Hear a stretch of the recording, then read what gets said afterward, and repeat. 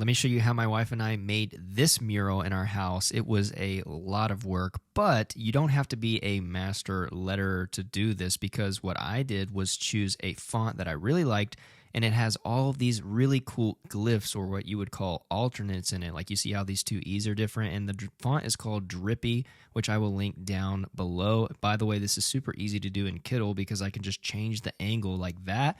This is the final design that we went in and changed a little bit. You can see here I took off the bottom flourishing there of the H just so it was a little bit easier. Now, you're going to need a projector. I'll link this one down below. It's super cheap, gets the job done. You can use HDMI and hook it up to your laptop. Now, all of them come with this little screw thing underneath, which you can put here on the top of a C-stand or a mount, which I'll also link down below to get you started. You could also just set this on a table or something high. Where we were doing this is above our front doorway, and there's nothing really we can set the projector on, so I had to get this stand to do this. But if you're doing it on a wall in your house somewhere, you could easily just prop this up on a table. So the first thing we're doing is obviously projecting the design. As you can see here, I'm just tracing it out. I'm using a pencil with a pretty thick lead. Well, it is a mechanical pencil with lead in it, but the lid is thick.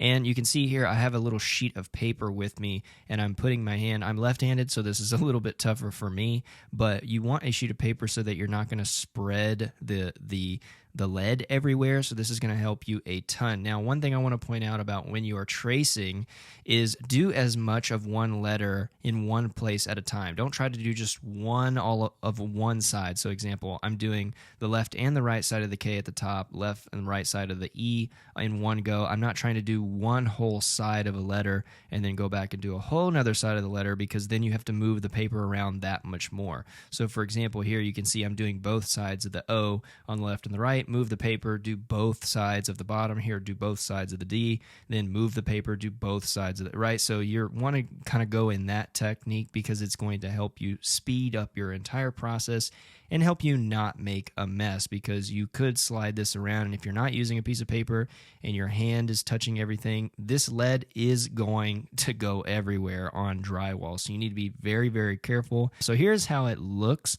traced out, and I needed to get my wife here to do the steady hand painting because my hand is not as steady. So similar here, you can see we're still using this paper to brace our hand up against so that there's no smearing. We don't accidentally touch the paint with our hand and get it all over the place, because that would be absolutely awful. And so again, with the same technique here, try to do as much of one place in the paint as possible. Try not to do just one whole stroke all the way through.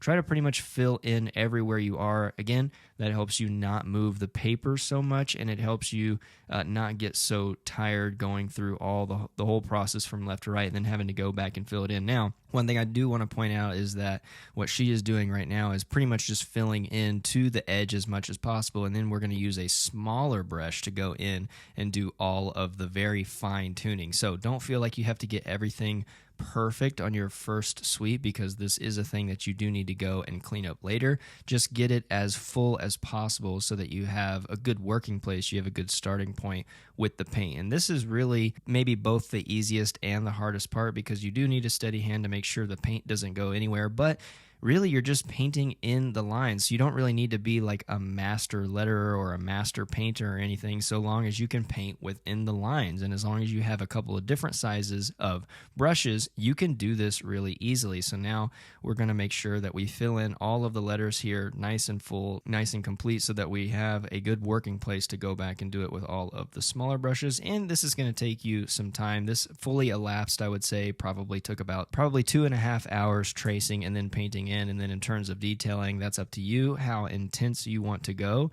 in terms of how long you want to do it. Just make sure when you're bracing with your left or right hand that it's not up close to the paint. Try to make sure that you have a good ladder and you're out of the way. The other hand is out of the way. So you are going to encounter some areas like you see here. There was some paint drip on the S.